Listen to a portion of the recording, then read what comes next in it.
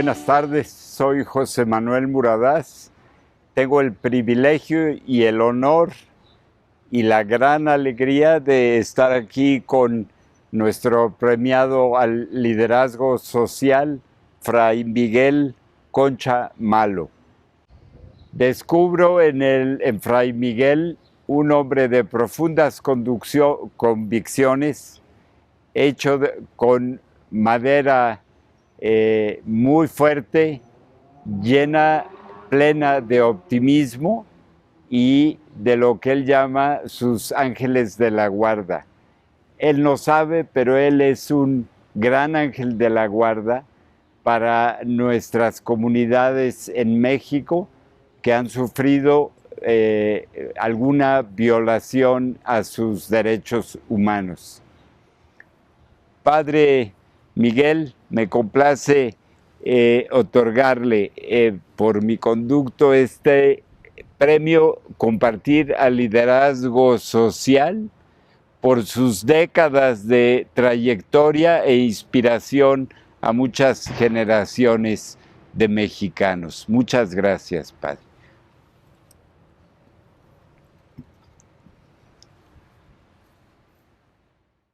Bueno, yo tengo que decir que lo que he podido lograr, lo que he podido hacer, pues es algo que no se ha dado en el vacío.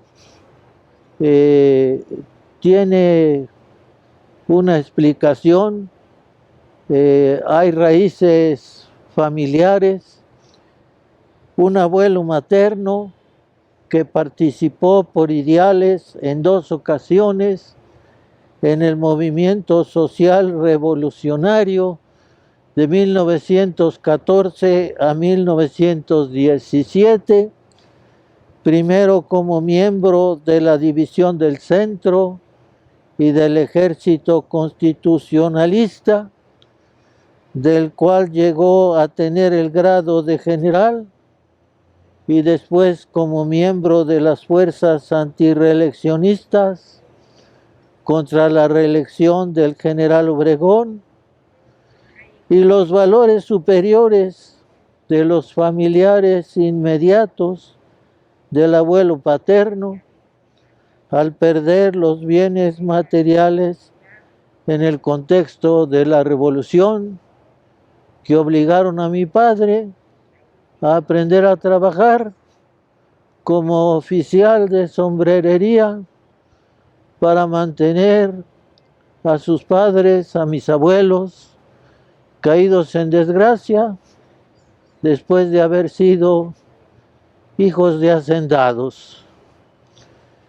Entre las causas que me gusta recordar, la doctrina de Tomás de Aquino sobre la propiedad en su tratado sobre la justicia, como la facultad de administrar y distribuir para el uso de todos por parte del propietario de los bienes de la tierra, y no como se le tergiversó, como simplemente la facultad de poseer y administrar los bienes de la tierra.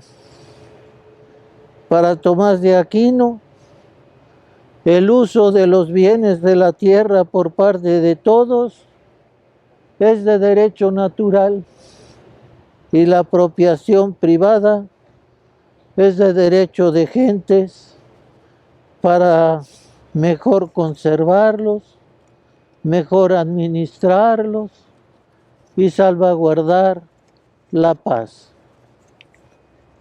Además, y es algo que tiene que ver directamente con los derechos humanos,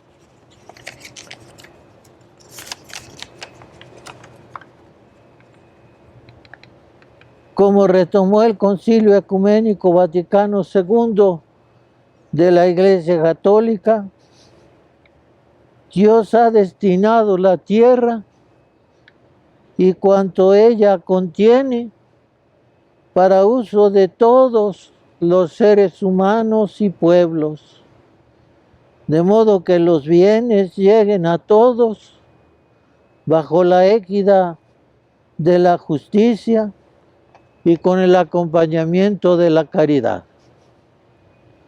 La doctrina de Tomás de Aquino sobre la dignidad del ser humano, retomada desde siempre por la enseñanza social del magisterio de la Iglesia Católica e incluso por el pensamiento laico de Emmanuel Kant, que concibe al ser humano como fin para sí mismo y para los demás, jamás como medio para nadie y para nada, y por lo mismo siempre como sujeto, nunca como objeto, de donde se deriva nuestra común igualdad, cuya negación o menoscabo es para mí y para muchos la causa de muchas de las desviaciones y distorsiones de nuestra actual convivencia social y nuestra organización política. De ello se deriva el que debemos considerarnos como sujetos de derechos que nos corresponden simplemente porque somos seres humanos.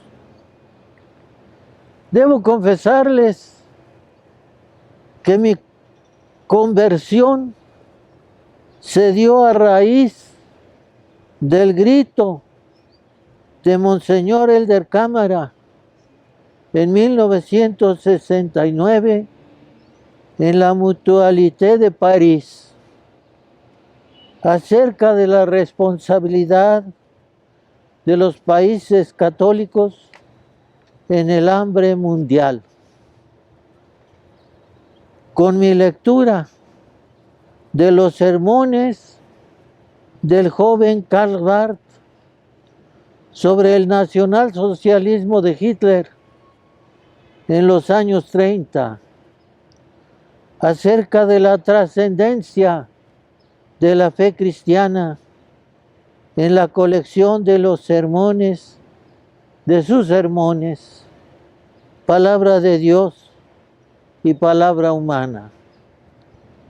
La palabra de Dios es más que una metafísica, más que una antropología, más que una ética, más que una estética. Recuerdo que Elder Cámara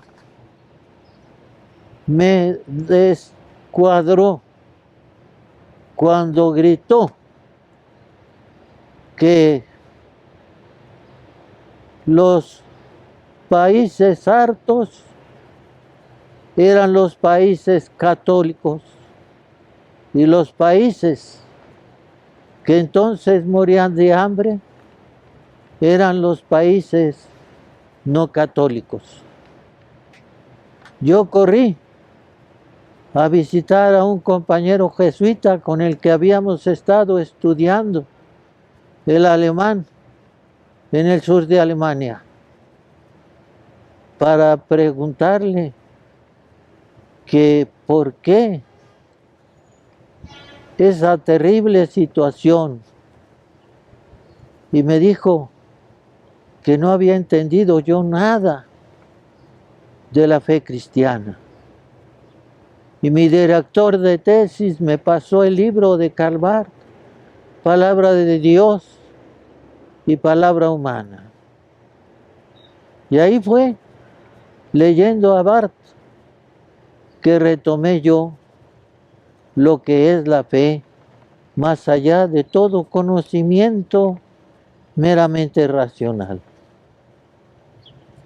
Entre las causas está la decisión que optó en 1978 la Orden de Predicadores en su Asamblea General de asumir como una de las líneas generales de su opción apostólica la justicia y la paz, y la defensa y promoción de los derechos humanos de las personas y grupos más vulnerabilizados, recogida y ratificada oficialmente por la Orden de Predicadores de México a partir de 1981 y desde entonces también por la Orden de Predicadores en varias de sus entidades en América Latina y el Caribe.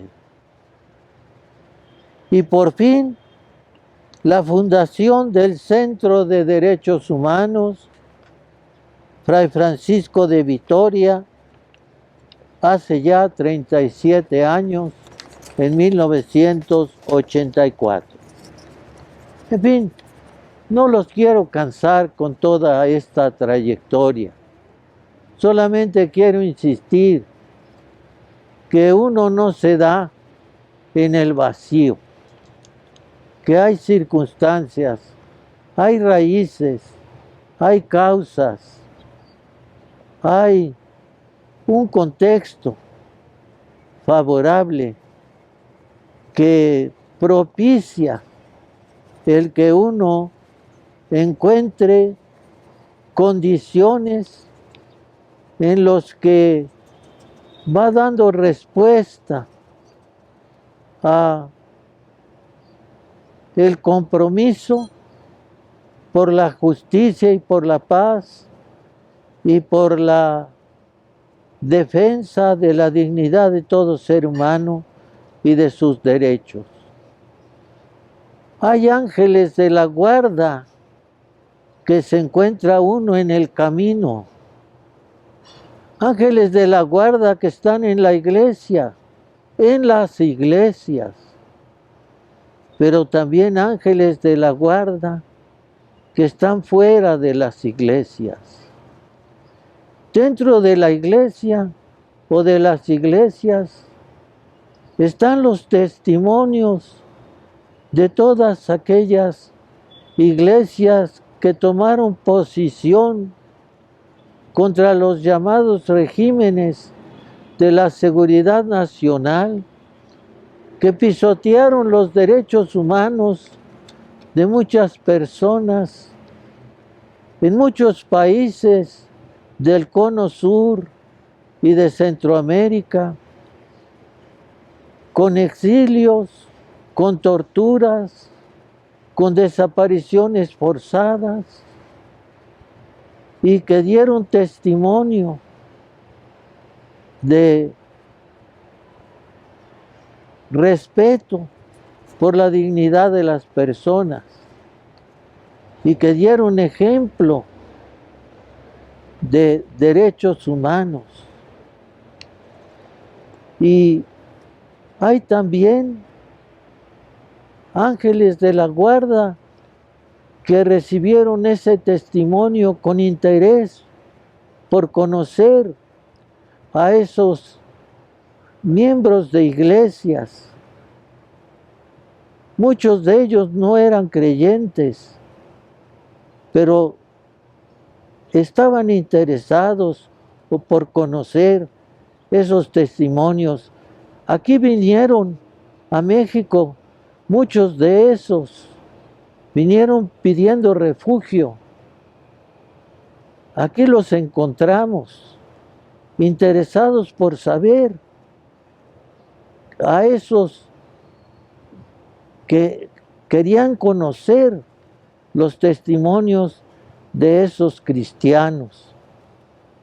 Yo los encontré. Ellos me abrieron la oportunidad, me dieron la oportunidad de poder entrar en contacto con estas personas y poder comunicarles el testimonio de esos cristianos. En fin, no los quiero cansar, solamente decirles que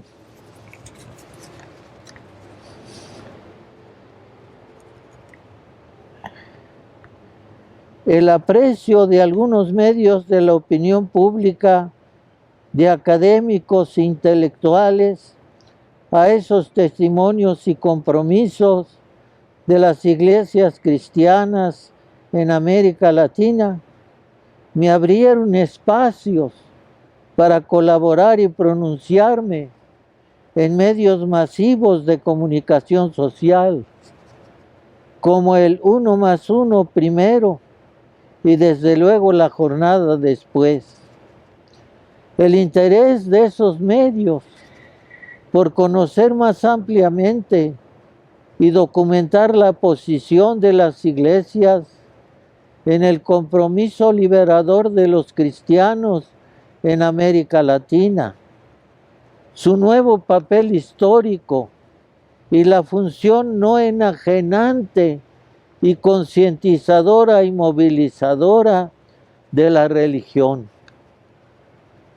A estos cristianos comprometidos con la liberación de sus pueblos, se les debe el que académicos de universidades públicas, como la Universidad Nacional Autónoma de México y otras universidades públicas, se hayan interesado por estudiar el papel político de las iglesias cristianas en América Latina, se hayan interesado por estudiar la función social de la religión en América Latina y en México. El interés, por ejemplo, del Coordinador de Estudios Latinoamericanos de la Facultad de Ciencias Sociales y Políticas de la Universidad Nacional Autónoma de México, por abordar el análisis político de las iglesias cristianas en América Latina y el Caribe, y la función social de la religión en la misma facultad. El interés por estudiar la ética social en la Facultad de Contaduría y Administración y en su posgrado en la Universidad Nacional Autónoma de México. Las expectativas por verdad y justicia para los crímenes de lesa humanidad en México, desde las masacres del 2 de octubre del 68 y el 10 de junio del 71, en distintas instancias sociales y académicas, pues también son elementos que explican esa vorágine por enrutar la defensa de los derechos humanos y la creación de una cultura de derechos humanos en nuestro país. Todo eso, pues, ha configurado una larga historia en la defensa de los derechos humanos en la que yo he podido participar. No es algo que ha venido pues como caído del cielo, sino que se ha dado pues en una historia en la que me ha tocado simple y sencillamente participar. Fray Miguel, usted ha inspirado a muchas personas y ciertamente nos inspira y nos anima a nosotros en Fundación Compartir a seguir dando visibilidad a vocaciones y trayectorias como la suya. Muchas gracias, Fray Miguel.